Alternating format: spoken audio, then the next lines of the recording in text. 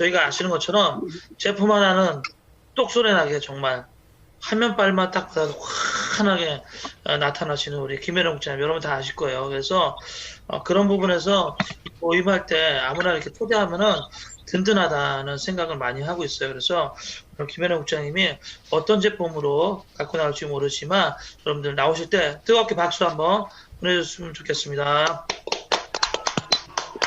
네, 안녕하세요. 2주 동안 또 잘 지내셨죠? 들리시나요? 예. 자, 오늘 준비한 거는 제가 신제품으로 준비를 했습니다. 신제품 철분. 철분 드셔보셨죠? 이 철분을 제가 오늘 소개할 건데요. 이 철분 같은 경우에는 2달분이에요. 2달분. 자, 2달 동안 먹을 수 있는데요. 포 형태로 돼 있어서 그러니까 이게 60포가 들어있어요. 60포. 하루에 한 포씩 먹는 거거든요. 근데 이제 먹을 때 우리가 저는 이거 처음에 받아가지고 뚜껑을 위로 땄어요. 위로 열어가지고 먹다 보니까 한 중간 정도 먹다 보니까 생각난 게 여기 옆으로 딱 돌리시면 여기에 보이시나? 이게 뜯는 데가 있더라고요. 여기 뜯는 데가. 여기 보이시죠? 이렇게 뜯어서 이렇게 꺼내 먹는 거예요. 근데 이거를 제가 몰랐어요. 반 정도로 먹고 나니까 나중에 알게 된 거예요. 그래서 이제 이거 제품에 대해서 내가 읽지 않고 그냥 무조건 좋다니까 본사에서 설명한 것만 듣고 그냥 먹은 거예요. 이거는 안 되겠다. 제품에 대해서 다시 한번 봐야겠다 해가지고 제가 보면서 느낀 거거든요. 그래서 제품은 우리 그 홈페이지 애터미 쇼핑몰 들어가서 한 번씩 신제품이 나오면 한 번씩 들어가서 보시면 좋겠다 이런 생각이 들었습니다. 자, 그러면 이거에 대해서 제가 설명을 할 건데요. 제가 이렇게 들고 하는 것보다는 그래도 제가 화면을 보여주면서 하는 게 더 좋겠죠? 예, 그러면 제가 한번 화면을 공유하도록 할게요. 철분의 기능은 헤모글로빈을 구성해서 신체 조직에 산소를 공급해주는 역할을 해요. 그리고 에너지 대사에 필수적인 역할을 해주는데, 우리가 그 폐에 그 산소가 들어오게 되면은 각 조직의 세포로 운반을 하게 됩니다. 그러면은 이 세포에서 생성되는 그 이산화탄소, 그거를 폐로 다시 가서 폐에서 방출해주는 역할을 해요. 자, 그렇다면 이 철분이 안 먹었을 때, 내 몸에 철분이 부족했을 때의 현상 한번 보도록 할게요. 현기증이 일어나거나 빈혈, 그리고 발달장애, 만성피로, 면역체계 손상, 숨이 차고 심장이 두근거리는 증세, 그리고 손톱이 약해지는 거. 손톱 같은 데 보면 손톱이 약해서 갈라지거나 이런 거 많이 보셨을 거예요. 이런 것도 하나의 철분의 그 결핍이라고 볼 수가 있습니다. 그리고 인지 능력의 저하가 있고요.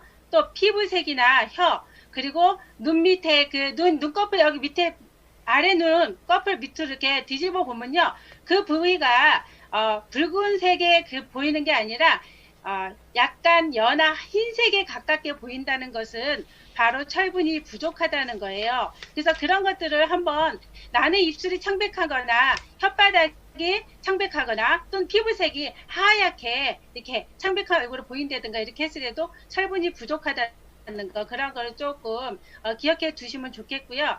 그렇다면 철분을 먹었을 때의 효능은 뭐가 있느냐? 그러면 헤모글로빈을 형성을 해줘요. 그리고 피를 만들어주는 역할을 하고요. 에너지를 공급하고 에너지의 그 산소 공급으로 인해서 우리가 신체가 활발하게 움직일 수 있도록 이렇게 만들어주는 역할을 합니다. 그리고 또 우리가 산소를 공급하다 보니까 우리 그 뇌로 우리가 산소가 공급이 되잖아요. 그러면은 우리 뇌가 이렇게 잘 활성화 있게 잘 움직이거든요.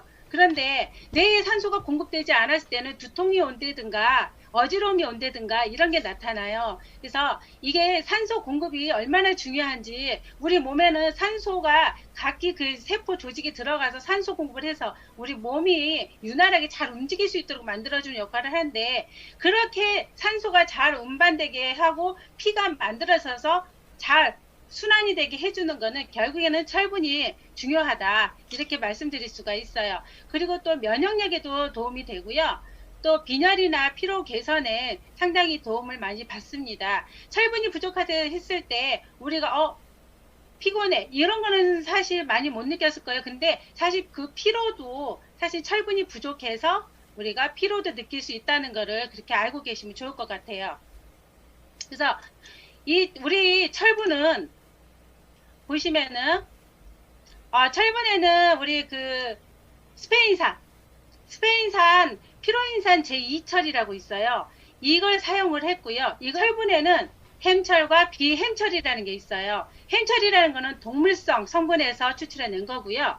비햄철 같은 경우에는 식물성 성분에서 우리가 만들어서 나온 제품이에요. 그 철 성분을 우리가 식물성 성분으로 만들어진 철 성분을 우리는 그거를 섭취하게 되는데, 이 스페인산 피로인산 제2철은 그냥 먹은 게 아니라 그 철에다가 옥수수 전분하고 해바라기 레시틴을 갖다가 같이 둘러싸요. 철 겉으로 싸가지고 우리가 섭취를 했을 때 좀 더 위에 위장 장애를 일으키지 않으면서도 흡수율도 좋게 해주는 그런 역할을 하고 있습니다. 부원료로는 블루베리, 푸른은 우리 그 서양 자두입니다. 서양 자두를 말려가지고 나온 게 푸른이에요. 여기에 포도, 그 다음에 복분자 딸기, 그리고 비타민C, 치커리까지 같이 부원료 6가지가 같이 들어있어요. 근데 보기만 해도 참 맛있어 보이죠. 그 가루를 먹었을 때 그 맛은요, 블루베리 맛과 포도의 맛이 강하게 느껴집니다. 그러면서도 상큼한 그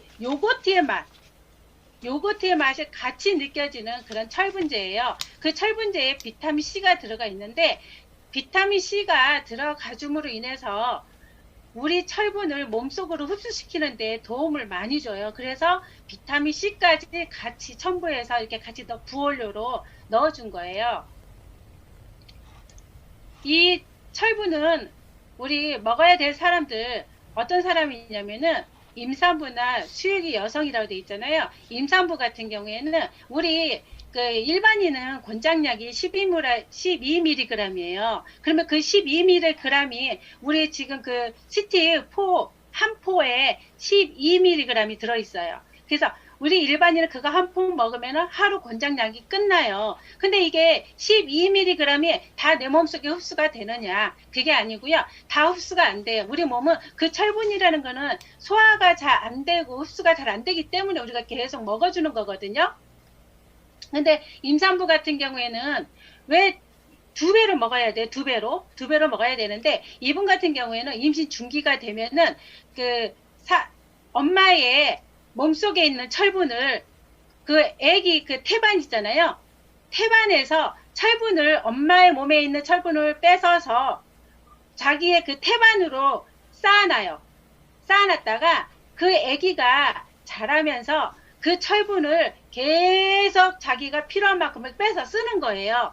그래서 임산부는 철분제를 2배로 먹어야 되는 거예요. 2배로 먹는다는 거는 결국에는 일반인은 12mg을 먹지만 임산부는 2배니까 24mg을 먹어줘야 된다는 거죠.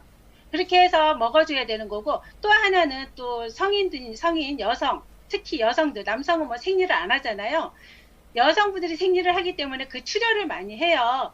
이제 피를 바깥으로 배출하는 역할을 많이 하기 때문에 가임기나 아니면은 여성분들의 그 생리하는 동안에 그 철분제가 빠져나가기 때문에, 그 피로 같이 빠져나가기 때문에 철분제를 섭취해줘야 되는 거고요.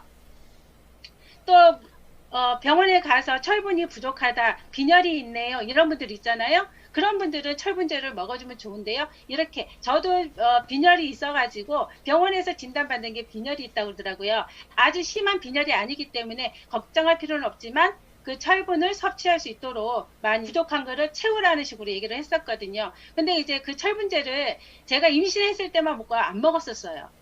그 이유는 철분제를 먹으면 속이 더부룩하고 메스껍고 이런 증상이 있어가지고 저는 철분제를 먹다가 그만뒀거든요. 애기 가졌을 때도.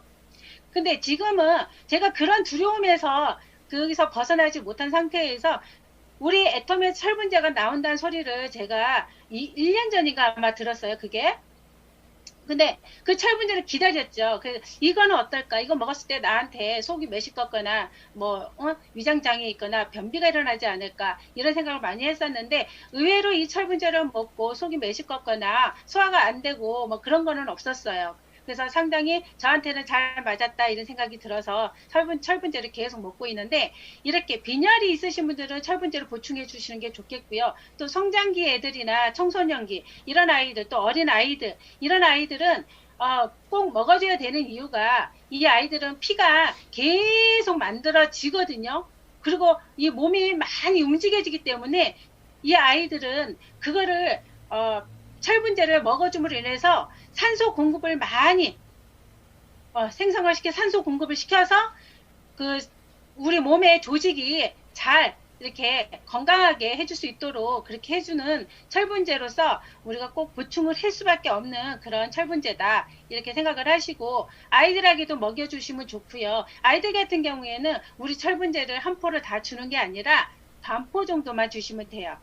반포 정도만 먹으라고 그렇게 해주면 되고, 어른 같은 경우에는 한 포를 다 드실 수 있도록 그렇게 해주시면 되겠습니다. 이거를 먹는데 또 철분제 너무 먹는 거 아니에요? 많이 먹는 거 아니에요? 절대 그러지는 않더라고요. 그런 말씀을 하신 분이 계셔서 저도 다 이렇게 검색을 해보고 찾아보고 다 했는데, 우리 몸에는 철분을 받아들일 수 있는 한계가 있고 흡수할 수 있는 한계가 있기 때문에 그렇게 먹는다고 해서 우리가 문제가 생기거나 그러지는 않다, 그렇게까지 말씀해 주셨으니까 괜찮으니까 하루에 한 포 정도씩은 내 몸에서 내가 철분이 부족한 느낌이 든다 했을 때는 드셔주면 좋겠다는 생각이 들고, 특히나 임산부나 여성들, 생리하는 여성들이라든가 성장기 아이들, 그리고 어린 아이들, 한참 자라나는 아이들, 뼈와 이제 조직이 형성돼서 막 커나가는 아이들한테는 이 철분제를 먹여주면 좋겠다 이런 생각이 들어요. 네, 이렇게 드시고 난 다음에 이거를 갖다가 우리가 드실 때 보면은 궁합이 잘 맞는 음식이 있고 궁합이 맞지 않는 음식이 있잖아요. 그와 마찬가지로 철분도 마찬가지예요. 철분 같은 경우에는 같이 먹어주면 좋을 것들은 비타민C 종류, 우리 그 부원료로 비타민C가 들어갔잖아요. 그와 마찬가지로 거기 들어가 있지만 그 외에도 우리가 철분제를 먹을 때 오렌지 주스나 레몬 이런 것들을 같이 먹어주면 오히려 시너지 효과가 돼서 흡수율을 더 높여준다는 거예요. 왜? 철분은 흡수가 잘 안 되는데, 우리 몸에서 흡수가 잘 안 되는데 미미하게 이게 축적이 되는 것 뿐인데, 그거를 비타민C가 보완을 해줘서 더 흡수할 수 있도록 그렇게 보조 역할을 해준다는 거죠. 그렇다면 이렇게 오렌지 주스나 레몬 식품으로 섭취해둔 거 좋지만 하나 더 좋은 것은 우리 애텀에서 나온 컬러푸드 비타민C를 같이 먹어주면 좋겠다 이런 생각이 들어요. 우리 컬러푸드 비타민C에는 우리 망고나 감귤, 그리고 단호박, 그리고 상황버섯, 울금, 딸기, 석류 이런 것도 부원료가 많이 들어가 있기 때문에 이거를 같이 먹어준다면은 오히려 더 철분을 우리 몸으로 흡수시키는 데 많은 도움이 되겠습니다. 그리고 먹지 말아야 될 거는요, 녹차, 커피, 밀가루 또는 달걀, 노른자 이런 것들은 조금 피해 주시면 좋겠습니다. 왜 그러냐면 이 안에는 칼슘이나 카페인 성분이 많이 들어가 있어요. 그렇다 보니까 카페인 성분하고는 상극이에요, 철분이. 그래서 같이 먹어주면, 내가 철분제를 내 몸에 철분제를 흡수시키고 내 몸 채우기 위해서 먹었는데 거기에 같이 이런 커피를 한 잔 마셨다, 녹차를 한 잔 마셨다 했을 때 그거는 내가 먹지 않은 거와 같다 이렇게 생각을 하시면 되겠어요. 그렇다고 그러면 우리는 커피를 평생 먹지 않느냐, 녹차를 먹지 말아야 되는 거냐, 밀가루 음식을 먹지 말아야 되느냐, 그게 아니고요. 이런 것들을 먹되 언제 먹느냐, 철분제를 먹고 난 후에 30분에서 1시간 뒤에 텀을 주고 드시는 게 좋겠다는 거죠. 그래서 내가 고객을 만났을 때 그분들한테 알려줄 때도 마찬가지예요. 그냥 무작정 좋으니까 먹어 하지 마시고 이런 것들을 좀 더 알려주신다면 더 흡수가 더 될 수 있도록 도움을 주는 거잖아요. 그래서 이런 것들은 30분에서 한 1시간 정도 텀을 주고 드시게 해라. 그리고 또 하나는 공복에 먹는 게 좋습니다.